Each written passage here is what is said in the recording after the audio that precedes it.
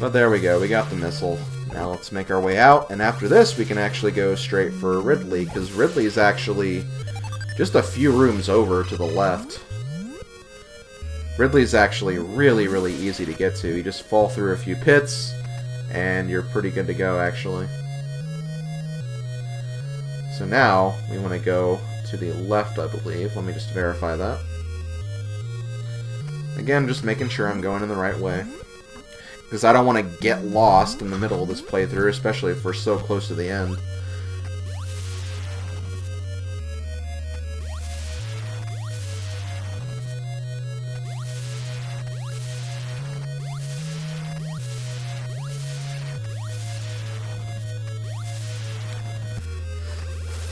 Okay, let's just get out of here. Thank you. Okay, you guys ready to see the easiest boss in this game? Hey Ridley, what's up, buddy?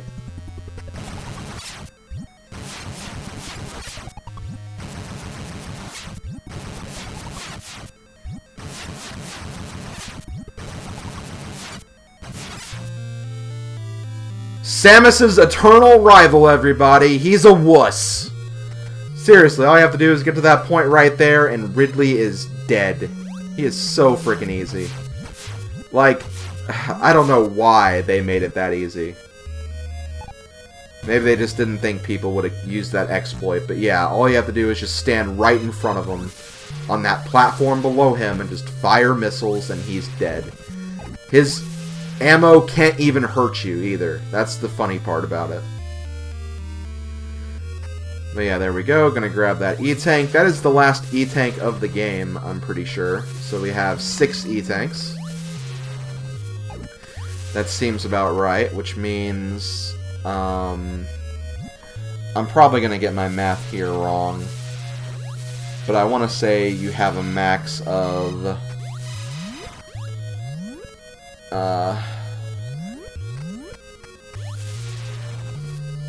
694 damage? It's either 694 or 693, one of those two amounts. Actually, I want to say it's 93. But I mean, that's a lot of freaking damage to have, honestly. It really kind of puts into perspective, like, what the health values are of Ridley and Kraid, honestly. Or at least Kraid, because Ridley's a frickin' wuss. He actually gets harder in games. And Kraid gets easier. Yeah, Kraid was the hard boss in this game. Yet I feel like he's a pushover in Super Metroid and other Metroid games, so it's kind of interesting how that works out, I guess. But anyway, I'm not going to cut just yet because we have one more missile tank to collect before we're done with all of the collectibles in not just Ridley's lair, but in the rest of the game, because this is the last one we're going to get. And I believe if you take into account Ridley's plus 75 missiles, plus all of the other missiles we've gotten throughout the game, I want to say the max missiles is 255. It's either 255 or 250, but I want to say it's 255. Just because, if you remember correctly, 255 was the max rupee amount in The Legend of Zelda. And I think that's because 255 is like... I'm going to get the wrong terminology here. Like, I know that I'm going to be explaining this in the wrong way.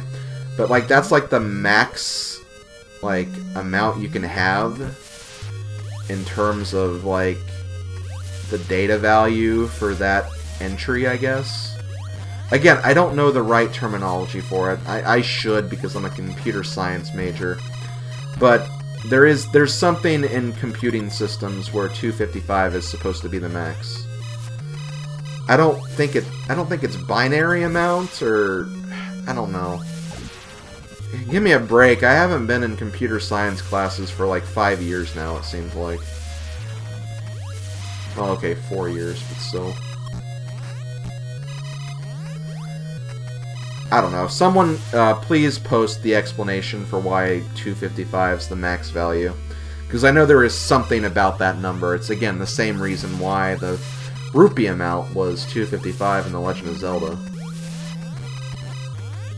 But yeah, that was the last missile expansion we got.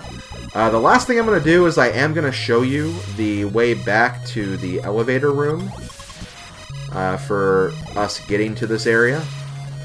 It's really not that hard, but once we get there, I'm probably going to cut straight to the ice beam.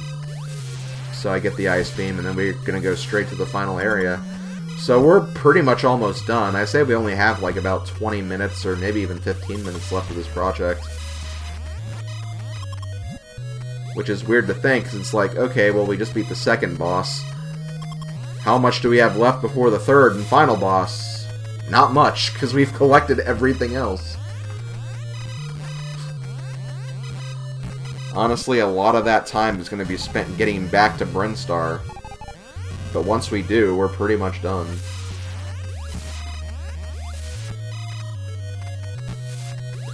So yeah, unfortunately though, we will have to say our goodbyes to the Wave Beam. I really do love the Wave Beam, because again, that distance is freaking killer.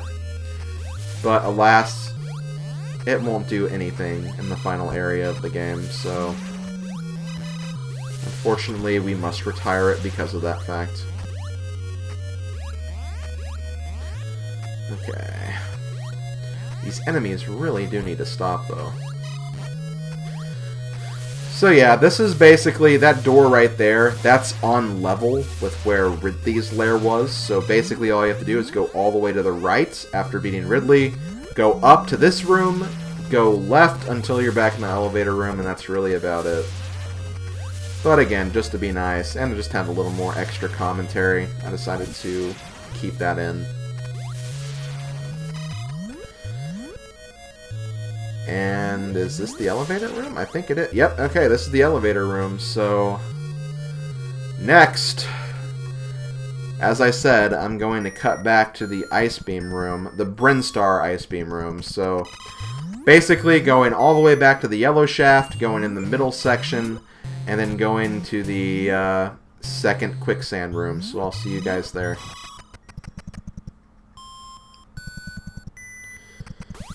Okay, here we go. There's the ice beam. And with that, I'm probably going to meet you guys back in the blue shaft.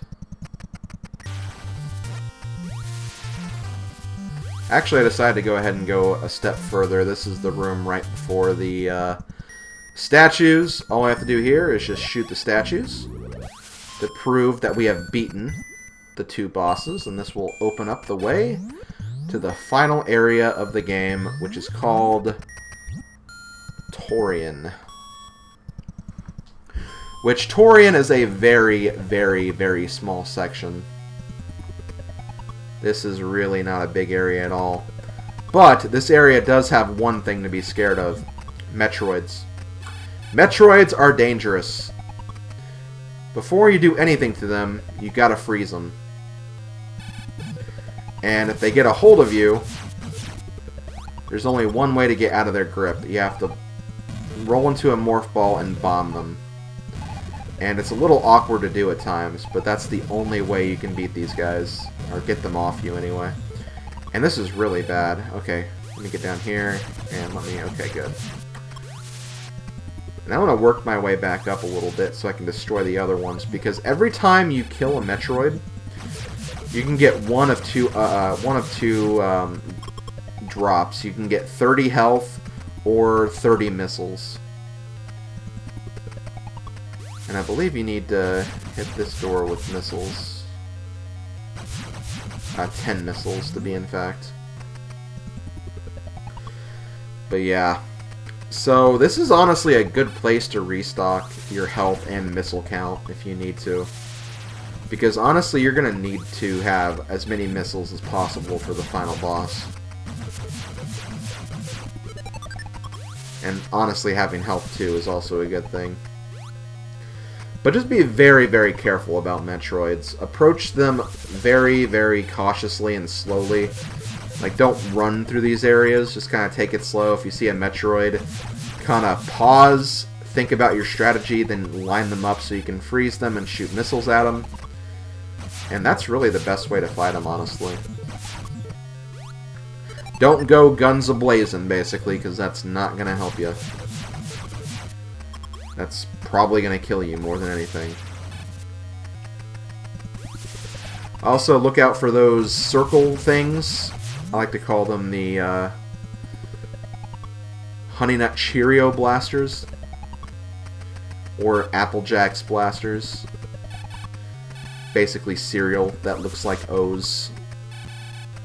I feel like that's what a lot of people call them. Well, I think a lot of people also call them Spaghetti-O blasts. I've definitely heard that before. I think even one of my friends in high school used to call them the Spaghetti-O blasts. Which I definitely see Spaghetti-Os now that I mention that. These things are really annoying, though. They don't take away a huge amount of health, though. Probably more than you're comfortable with, but again, we have E-tanks. We have hundreds and hundreds of health, so we should be fine. Okay, come here, come here, come here. Gotcha. Yes. Oh no. No! Damn it! Oh, and that guy had one missile blast left, too. No! Damn it! Come on. I really, really hate Metroid. Okay, I don't know how I did that, but I'll take it. I apparently froze that Metroid while it was on top of me.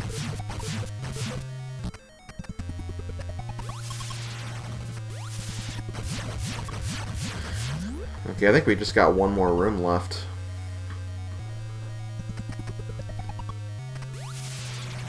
I think we do. Again, just approach these guys very slowly.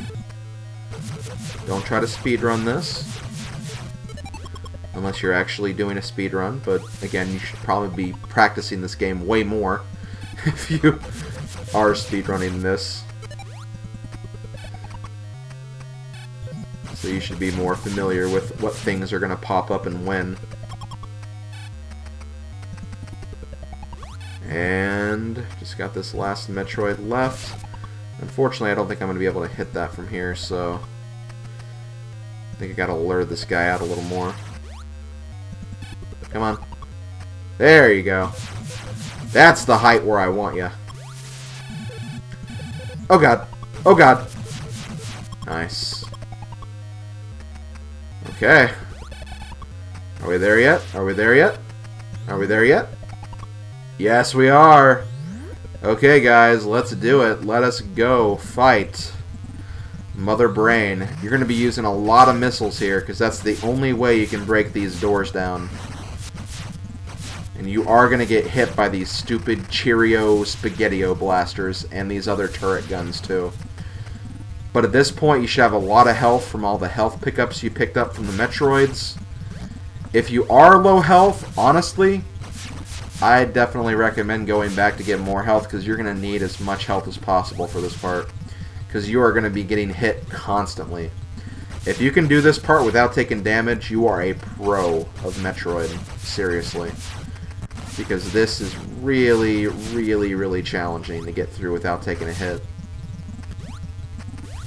It's really hard getting through this section with just having like 100 missiles left. And, you know, I came with over 200, so honestly, you'll be wasting a lot of missiles just trying to hit the door. But anyway, here we are. We're at the end. Let's be very careful. Let's open up this door, and let's get to fighting.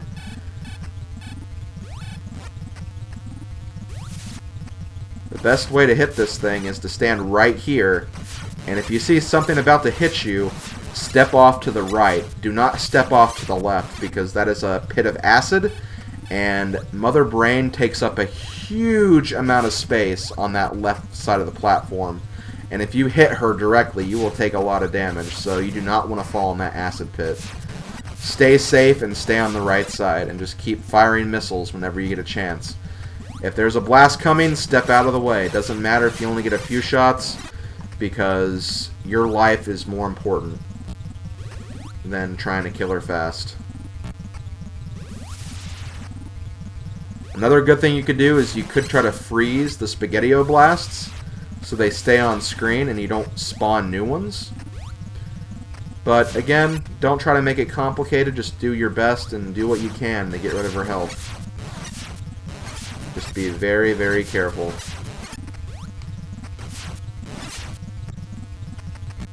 And I think we did it! Mother Brain has been destroyed. But we have a classic staple of Metroid games.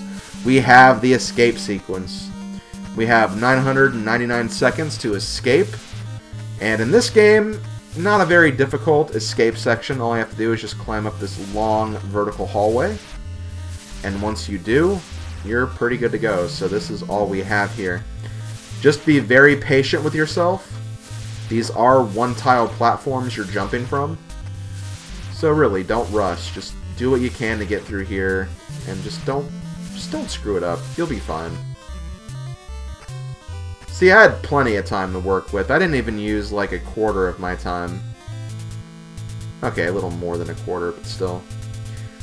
And here we go. Great, you fulfilled your mission. It will revive peace in space, but it may be invaded by the other Metroid. Pray for a true peace in space. That I will do, video game. So here's where the ending comes into play. Depending on how fast you beat this game, you'll get one of several endings. I got the good ending, where Samus strips off her armor, and you see that Samus is actually a girl. And like I mentioned before, back in the old days, this was a huge secret for this game, because a lot of people thought, you know, Samus Aran, Samus Aran's gonna be a boy character, because, you know, boys were often looked at as the heroes of a lot of old forms of literature and just comics and stuff of that nature. But no, Samus is actually a girl, and that was really, really huge back in the day, and honestly a really cool thing about this game. But as for the other endings are concerned, you get that ending for beating the game in less than 3 hours. If you beat the game in less than 5 hours, but more than 3, Samus just takes her helmet off. If you beat the game in less than 10 hours, but more than 5, Samus doesn't take off any pieces of her equipment. She has her helmet on and she's facing you. But if you beat the game in more than 10 hours, Samus is actually facing away from you, so she's not even looking at the camera at all.